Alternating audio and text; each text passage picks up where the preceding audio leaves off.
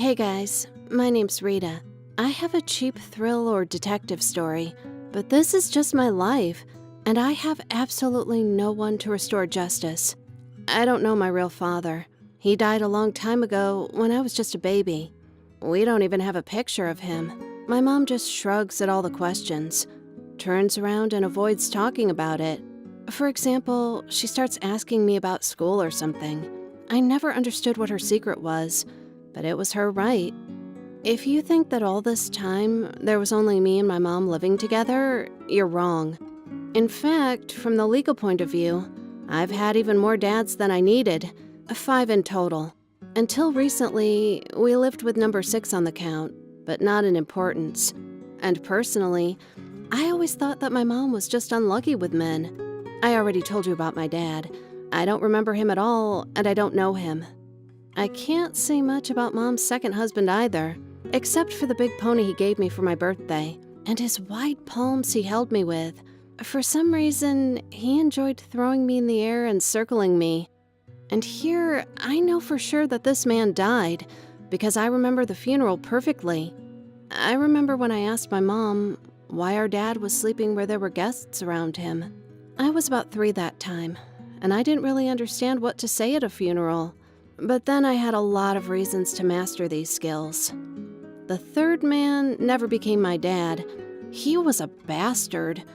But he was rich, and he thought I was something insignificant like a chair.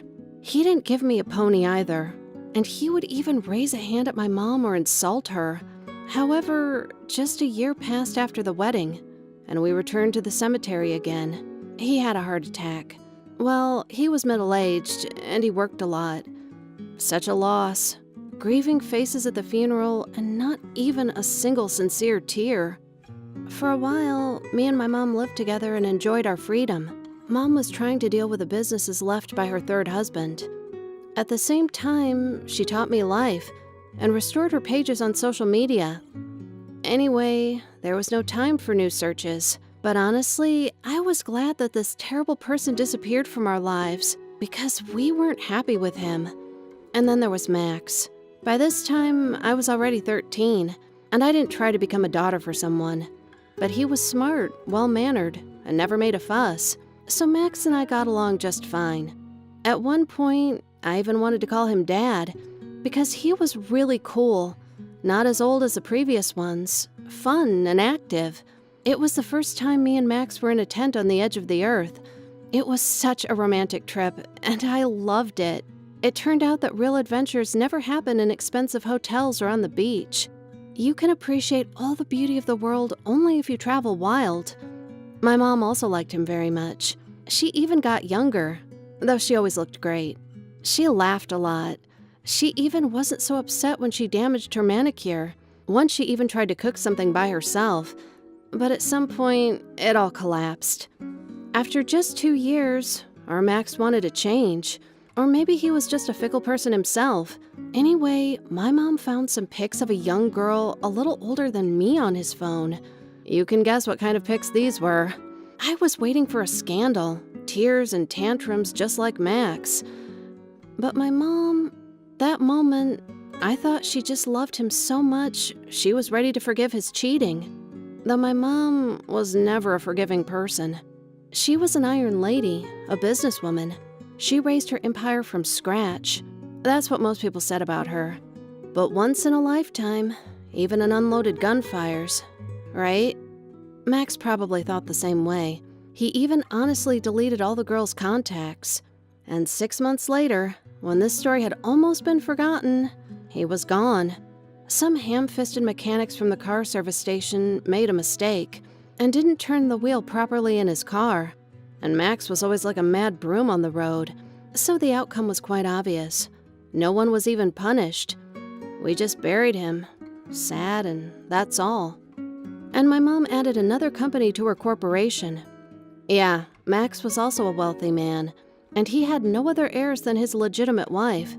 Well, and me, but I was a minor, and I couldn't get anything officially. And right away, non-stop, the next fatherhood candidate appeared in our house. This one was probably the worst in my opinion, but he was the richest and the oldest. Apparently, this was just an advantage for my mom, because somehow our fifth candidate turned out to have a ring on his arthritic old finger, and my mom had another stamp in her passport. Guess for how long the grandpa survived. Well, objectively, he was quite a normal man, despite he was too old and wrinkled. At least he didn't get into our business. He didn't try to command my mom and me.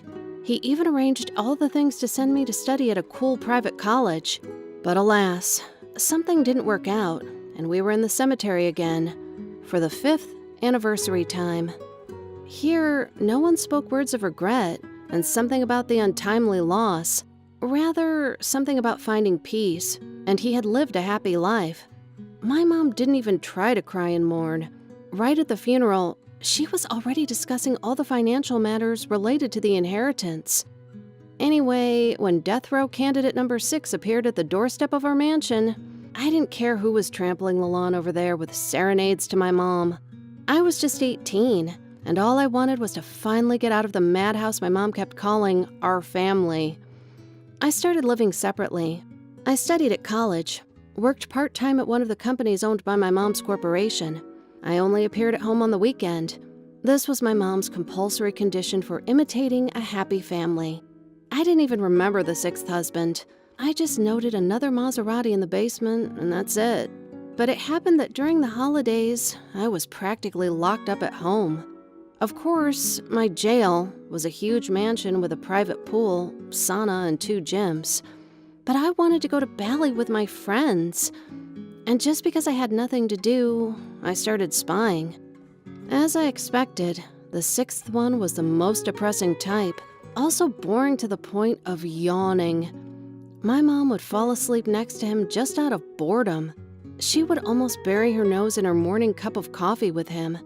I can't even imagine their sex without laughing.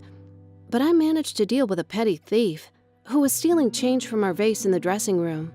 Me and my mom are in a habit of throwing money into the clutch and forgetting it.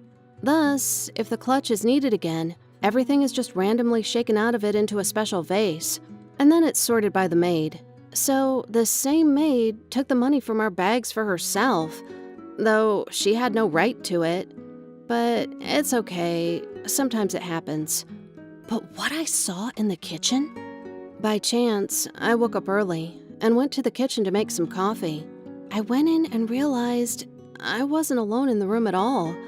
No, I mean, the cook is okay, but I didn't expect to see my mom at such an early hour over the breakfast plates.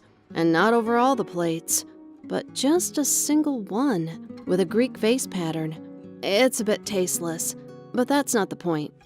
My mom was obviously adding something into the morning porridge, but then I decided not to twitch and just watch.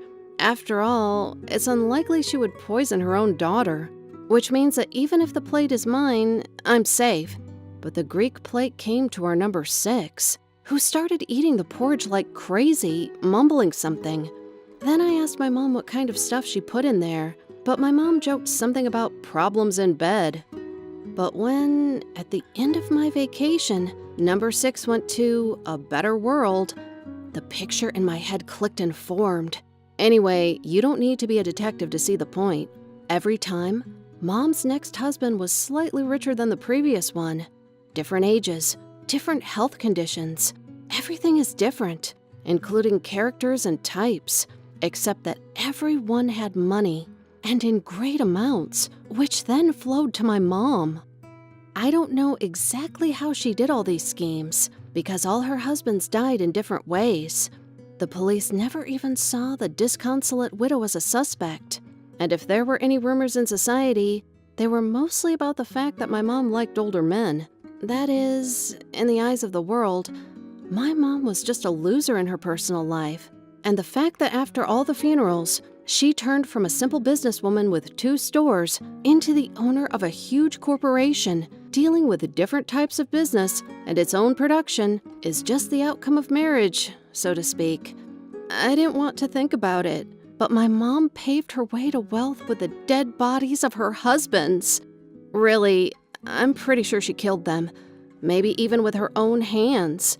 Of course, the naive butterfly had died in me a long time ago, but the fact that I lived in a house with a murderer and I was actually an accessory to the crime made me nervous for some reason. I left home right after the funeral. My mom didn't hold me back, just asked me to think about it and not do anything stupid before she called me a taxi. No, of course I'm not going to the police or anything, especially since it's not in my best interests, and my mom fears it in vain. But for some reason, I don't want to live with her and participate in her crimes. I don't think I'm going to succeed her in killing rich men. She's taught me to believe in love, despite she was the anti-role model for this. I don't know who my life partner will be, but I will definitely choose him not by my calculations. At least, I truly believe it. Write in the comments what you would do in my shoes. But please, don't rush to make judgments.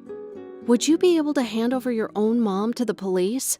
It's really important for me to know your unbiased opinion. I wish you all the best.